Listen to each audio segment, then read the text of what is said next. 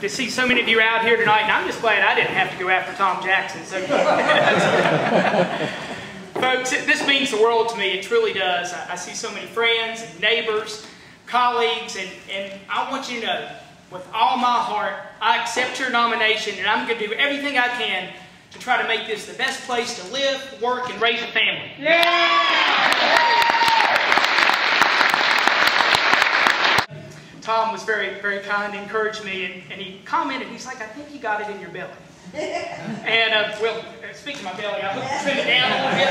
There's something in there, I don't know what it is, but I hope it's the fire, and I'm going to try to find that fire. And some days when I sit in my office, and I mean this, I sometimes think, what would Tom Jackson do? And I learned a lot being around Tom. We were so proud of him all the years he was delegate. But I know what he would do, and it's something that I'm going to carry in my heart, and that's put people before politics.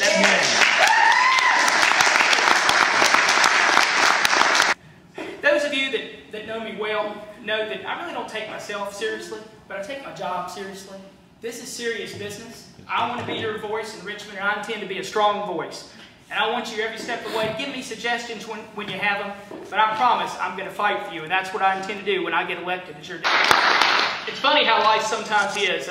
Just 6 weeks ago, I was literally in my daughter Molly's 5th grade class. She's hiding right now. I promised her I wouldn't embarrass her too bad. But it was Reading Across America Day, and I was reading one of our favorite stories, Dr. Seuss's Oh, the Places You Go. And when I was reading to her 5th grade class, you know that one, Sam? I think we have it. We do have it, that's right. Yep. We read it. But when I was reading that 5th grade class at Hillsville Elementary, I was looking in the eyes of all the students, and I was thinking, gosh, how neat this is.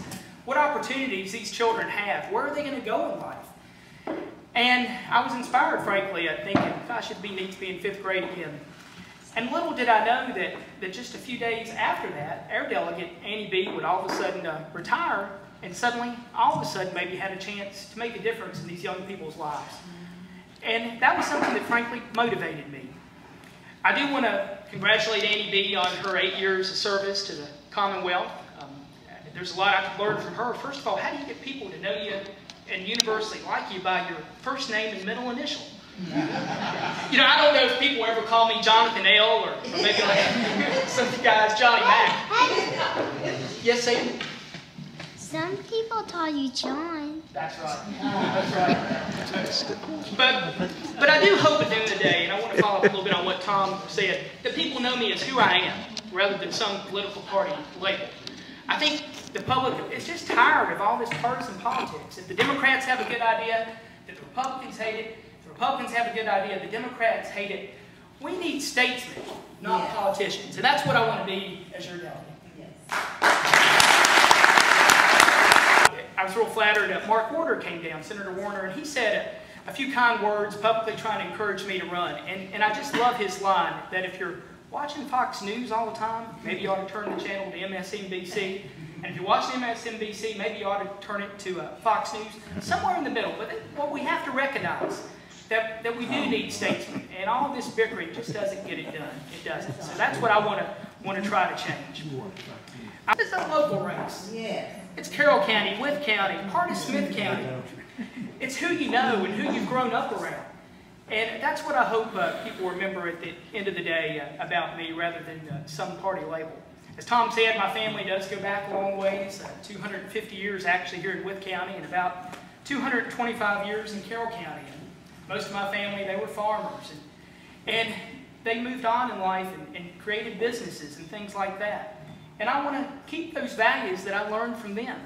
And when they met, they actually moved to Carroll County and bought a farm. And that farm is actually where I grew up, and as many of you know, that's where I still live today. My mom, I credit her for giving me a lot of energy. She's like the Energizer Bunny. She also was a teacher and very compassionate, and I've learned a lot from her, and I appreciate that.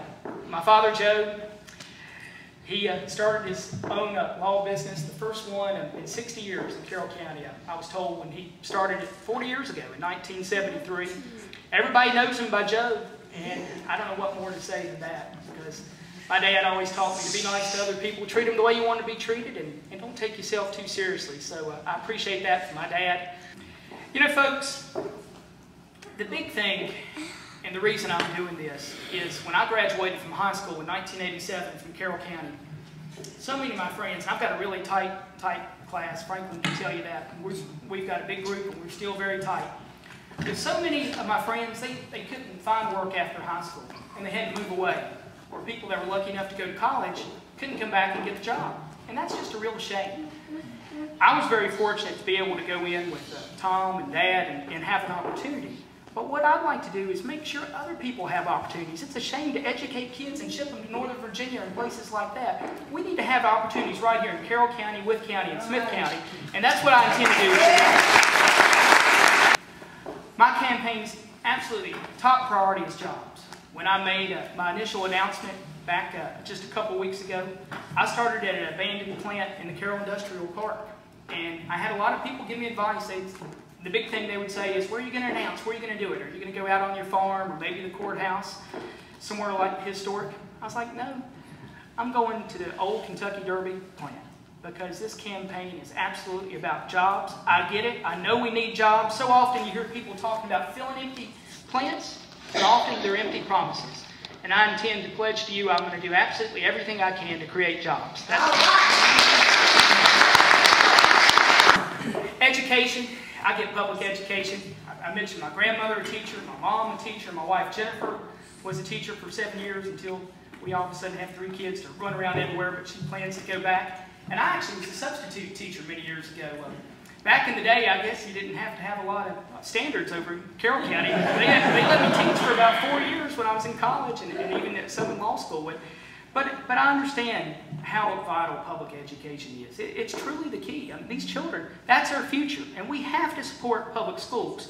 If you watch the trend that's happening every year, it seems like every session, public schools get degraded a little bit. I intend to stop that. That's right. Second, I intend to stop these state unfunded mandates. Yeah. That's what Virginia just passes the buck. Yeah. You know, I get business. Some people say, well, you're in law, you don't understand business.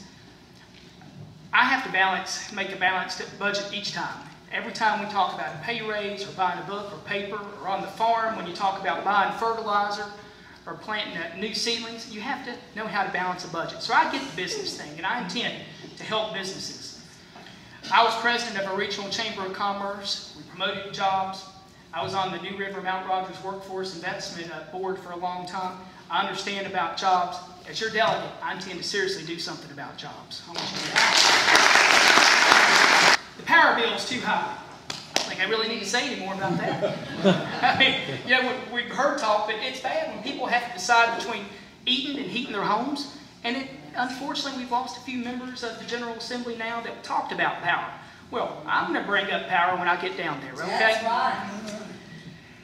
There's significance, too, with the fact that I announced my initial campaign. Some people picked on me a little bit on the other side, but you know, they thought it was interesting I was announcing my campaign in Carroll County on April 15th, tax day.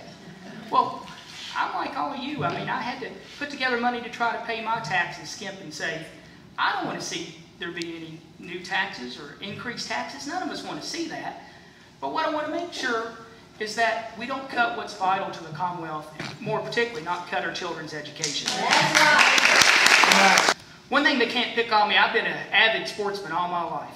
I told you how I grew up around the country store. My great-grandfather sold guns. I've been around guns all my life. I've hunted all my life. I've got so many fond memories of spending time with my dad out in the woods. And now with my boys and even Molly, we like to hunt, fish, and get outside. I've had a concealed weapon permit for many years, and I'm a strong supporter of the Second Amendment. I get the culture. I understand that there's nothing wrong with having guns. I support the Second Amendment, and I hope you agree with me on that. I'm going to give it my absolute best, and I want you to know how proud I am to have your nomination, how proud I am to see all of you taking time out of your schedule to be here tonight. And I promise you one thing. We can win this race, and I promise to make a difference. Thank you very much.